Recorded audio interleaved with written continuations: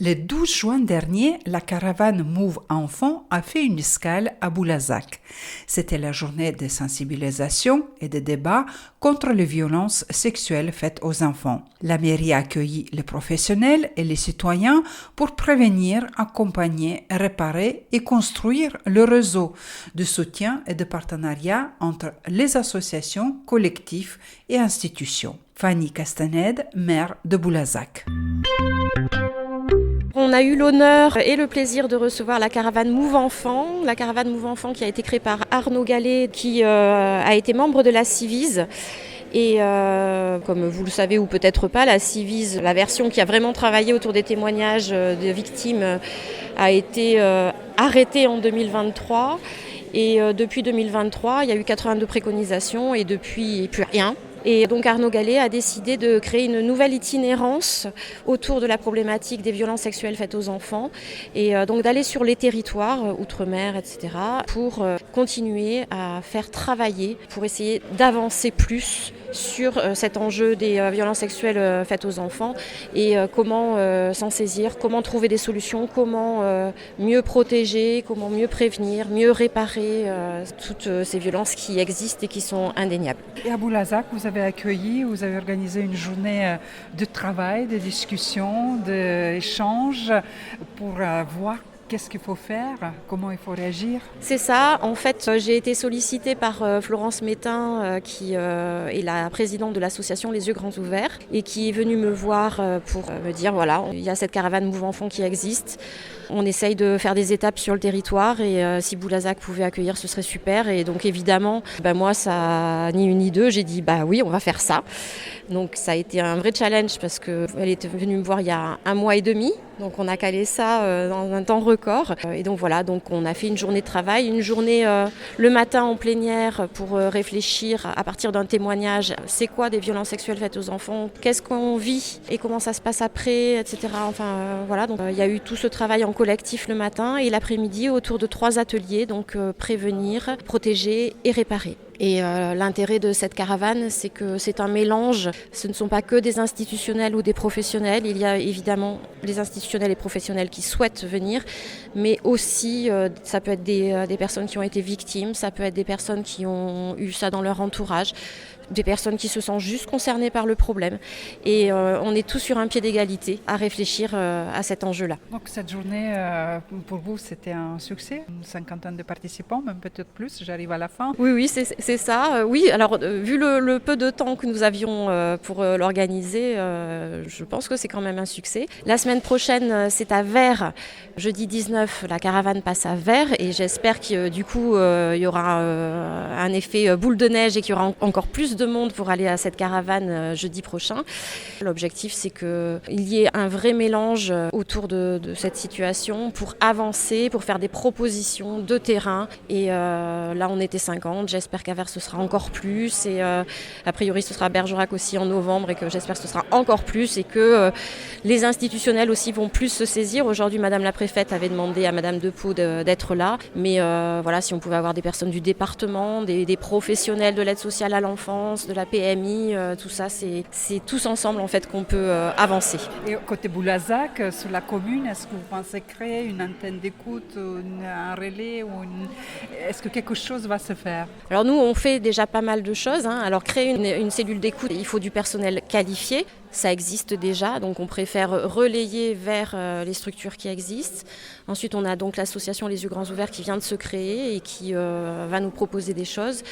S'il y a des habitants qui souhaitent créer une association à l'échelle locale, ce sera avec plaisir parce qu'il y a besoin partout, sur tout le territoire. Maintenant, on fait nous avec ce qui existe déjà et on essaye de déployer au quotidien aussi des actions pour les enfants. Dernièrement, nous avons relayé la campagne d'information nationale. On a posé des affichettes dans les toilettes aussi pour que tous les enfants voient quels sont leurs droits, qu'ils ont des possibilités d'être entendus, de parler aussi avec éventuellement les adultes autour d'eux. Voilà, c'est déjà un premier relais.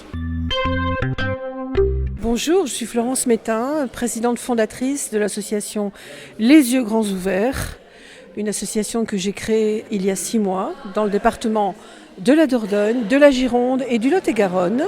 Donc l'intitulé c'est violence sexuelle, inceste, violence intrafamiliale, avec les mots prévenir, accompagner, réparer.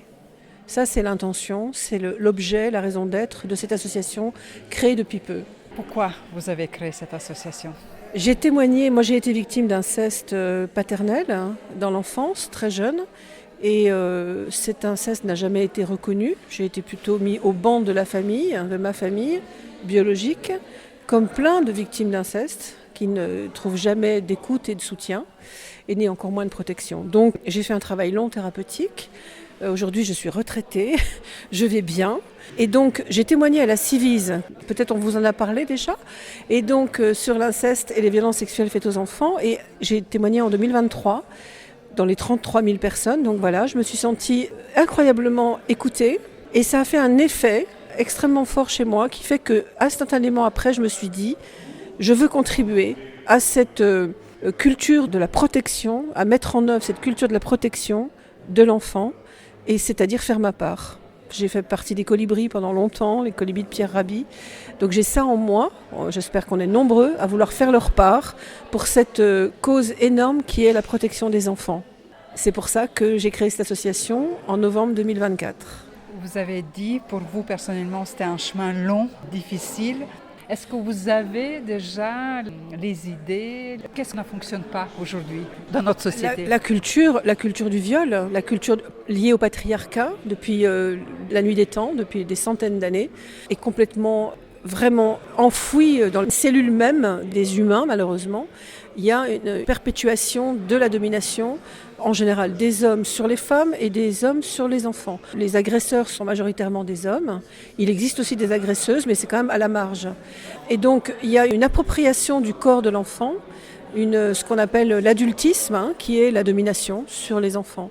Donc, cela est perpétué parce qu'il n'y a aucune volonté politique de prendre en compte les droits des enfants réellement, leur protection. On dit je te crois mais je ne te protège pas, ou alors je ne te crois pas. Et les enfants ont toujours parlé. On peut parler de différentes manières. Moi personnellement, j'ai beaucoup somatisé à travers de l'eczéma par exemple, toute mon enfance, et c'était des messages énormes que j'envoyais parce que mon père s'approchait moins de moi quand j'étais couverte d'eczéma. Ça je ne le dis pas souvent, mais ça a été ma manière à moi de somatiser, de montrer à l'extérieur ce que je ne pouvais pas exprimer de l'intérieur parce que je n'avais aucune écoute de la part de mon environnement. Donc l'état des lieux, c'est ça, c'est qu'on vit dans une société de l'omerta totale, de l'appropriation du corps de l'enfant par l'adulte, de la non-reconnaissance de ses droits, et de ce fait, il n'est pas protégé, il n'est pas pris en compte. Alors comment faire? La première chose, c'est déjà d'écouter les enfants, de leur permettre d'avoir des espaces de parole. C'est ce que la Civise a proposé, 82 préconisations. C'est ça l'intention justement de notre association, c'est vraiment de contribuer à mettre en pratique ce que la Civise, la première Civise, celle du juge Durand, où a d'ailleurs siégé Arnaud Gallet également, de Move Enfant, pour pouvoir mettre en pratique ces préconisations au nombre de 82, où tout était pensé autour de l'enfant, que ce soit pour la justice, le soin, l'éducation. L'enfant, il est partout en fait. Et on peut imaginer tout un système de politique publique de protection de cet enfant et de promotion de la protection de l'enfance et de l'enfant. Et donc, de ce genre d'association comme celle que j'ai créée, c'est vraiment sur les territoires, parce qu'il n'y a pas de volonté politique pour l'instant, bien au contraire. Ça veut dire que les citoyens peuvent s'approprier leurs expériences, parce qu'on parle de plus en plus du savoir expert des victimes ou des survivants, ça dépend comment on nous appelle. Mais ces survivants ont un savoir du fait de leur expérience traumatique, et leur travail de guérison et de réparation permet à ce que quand on les écoute, ces survivants, on en retire du savoir.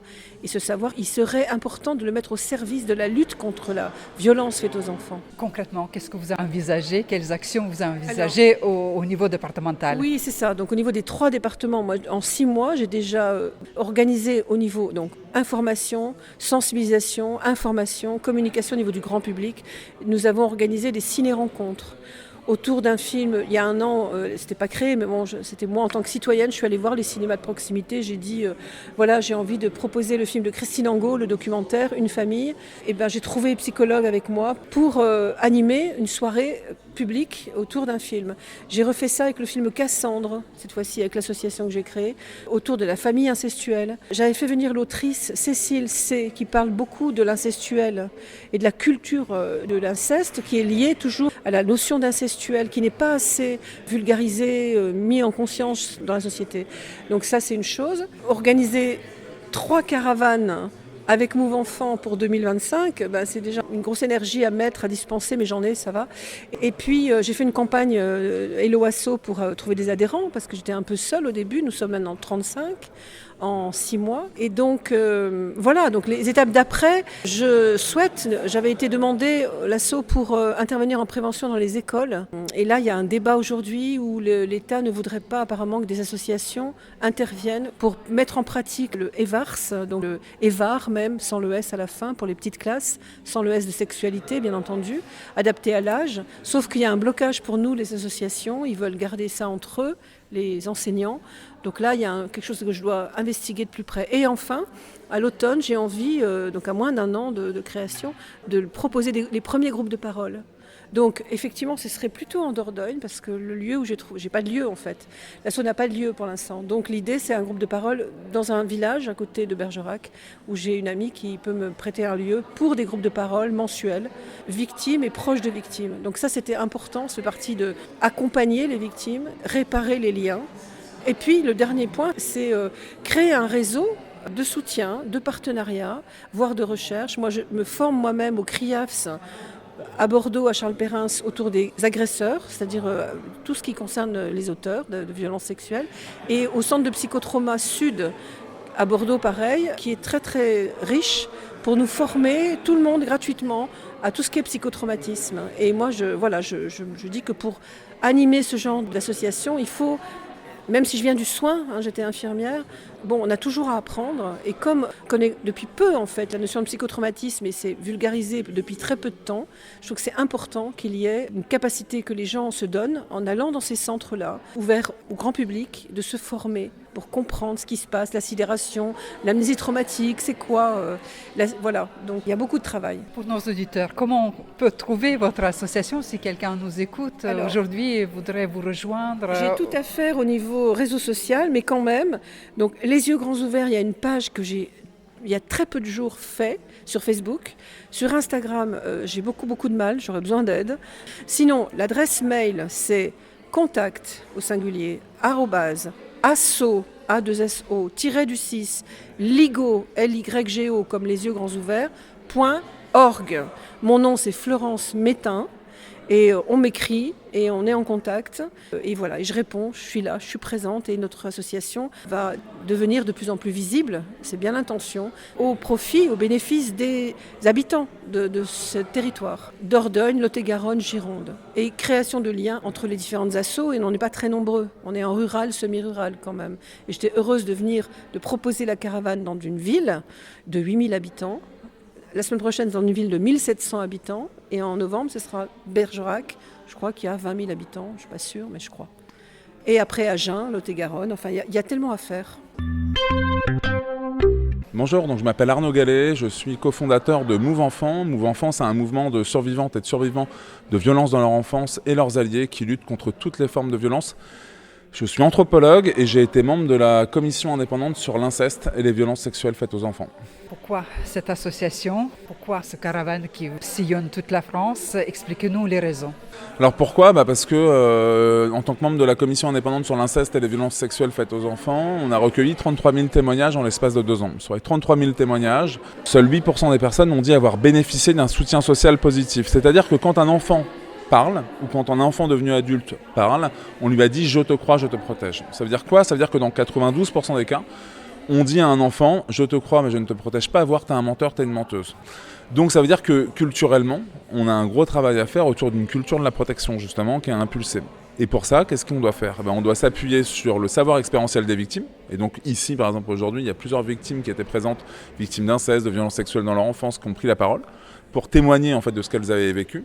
Et en face, on a des expertes et experts de différents secteurs, police, justice, protection de l'enfance, éducation, enseignement, etc., etc. Et des citoyennes et citoyens de Boulazac qui étaient présentes et présents. Et l'idée, c'est de débattre et de voir quelle solution est-ce qu'on peut trouver. C'est-à-dire face à un constat, finalement, est-ce qu'on ne peut pas être aussi un peu positif et se dire qu'on peut, nous-mêmes, on a la possibilité de faire bouger les choses. Et donc les préconisations aujourd'hui, c'est quoi ? C'est autour de 3 axes. Prévenir, protéger, réparer.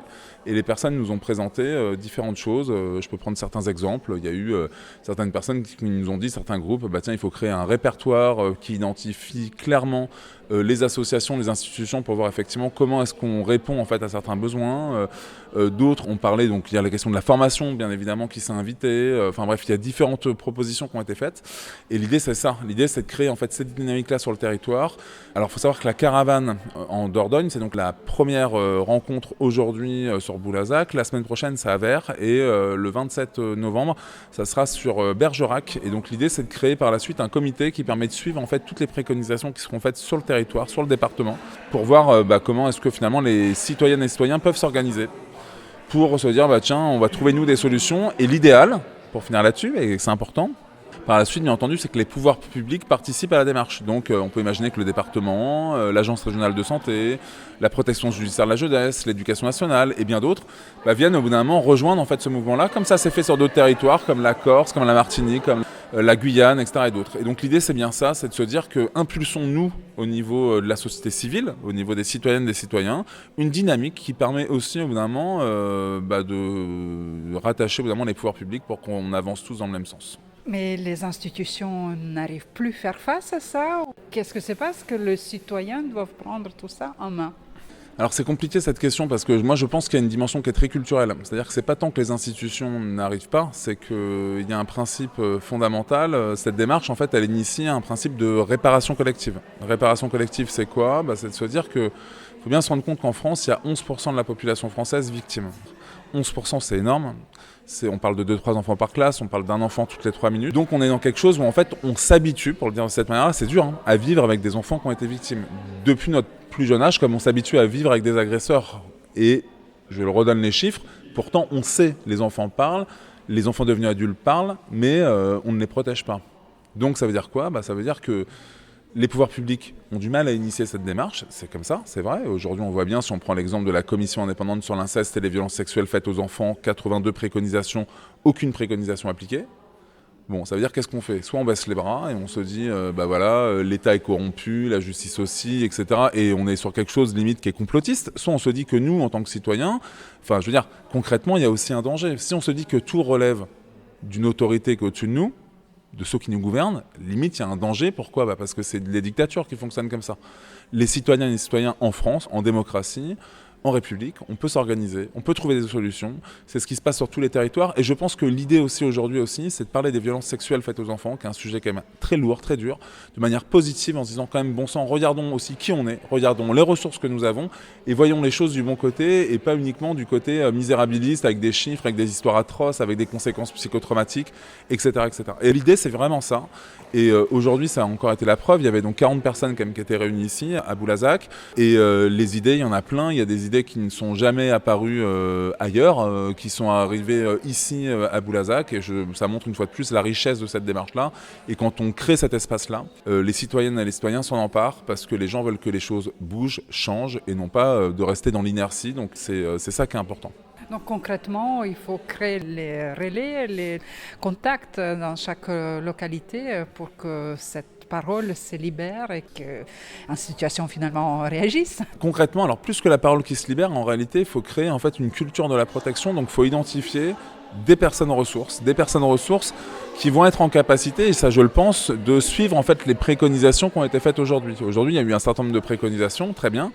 L'idée c'est quoi ? C'est que ce soit pas un one shot, donc c'est que les personnes puissent se retrouver au bout d'un moment en se disant tiens, on s'était retrouvés sur Boulazac, on avait formulé des préconisations, essayons d'en mettre quelques-unes en place par exemple sur l'année à venir. Et je pense que concrètement, je prends un exemple, l'exemple du répertoire par exemple. Soit on attend que les pouvoirs publics le fassent, elles le feront peut-être pas, mais pourquoi est-ce que ça peut pas être des citoyennes et citoyens ici, des experts qui disent au bout d'un moment, on identifie ça, ok c'est un travail bénévole dans un premier temps, mais bon, il faut lancer l'initiative. Aujourd'hui, on avait quand même la chance aussi d'avoir au niveau de la préfecture la déléguée au préfet en charge de l'égalité femmes-hommes qui était présente, qui était, je pense, intéressée. Et je pense que petit à petit, on arrive en fait à rattacher en fait l'ensemble du système avec nous et à se dire voilà, parce qu'on avance tous dans le même sens en fait. Là, la question en fait qui se pose aujourd'hui, c'est pas une question justement complotiste, c'est une question de gestion des priorités. Alors on dira oui, mais les violences faites aux enfants, comme les violences faites aux femmes, ça devrait être une priorité. Je suis d'accord. Sauf qu'aujourd'hui, malheureusement, ceux qui nous gouvernent ne mettent pas dans les premières priorités. Qu'est-ce qu'on fait? Est-ce qu'on se dit juste, on attend que ceux qui nous gouvernent fassent le nécessaire, ou est-ce qu'on leur montre un peu que nous, on s'organise pour que ce soit fait, et donc par la suite, on sait comment est le politique. Il aime bien reprendre, après en disant, vous voyez, j'ai inventé quelque chose, et qu'il le fasse, qu'on impulse un truc, et qu'après que le politique s'en empare, et comme ça on sera content, on ira sauver des enfants, on ira les protéger, et on se dira qu'on passera peut-être de 160 000 enfants victimes chaque année de violences sexuelles, peut-être à 100 000 après, peut-être à 80 000, 60 000, et jusqu'à éradiquer, jusqu'à ce qu'il y ait 0 enfant victime de violences sexuelles. Je pense que c'est ça le challenge aujourd'hui. Donc après cette journée à Boulazac, il y a une autre rencontre à Vers. Tout à fait. Donc il y a une autre rencontre qui est prévue à Vers, c'est donc la semaine prochaine, le 19 juin. Cette rencontre, elle a donc lieu également à la mairie de Vers et elle va réunir de la même manière des professionnels de tous les secteurs, des citoyennes, des citoyens. Donc je peux faire un appel à votre micro. N'hésitez pas à nous rejoindre, c'est entre 9h et 16h. Le repas est prévu en plus, on vous offre le repas comme c'était fait aujourd'hui. On a fait venir avec un traiteur de Boulazac, on fera la même chose sur Vers, voilà. Et l'idée, c'est vraiment de venir partager ce temps unique de démocratie participative sur un sujet qui est grave, mais dont on parle finalement aussi avec beaucoup de convivialité.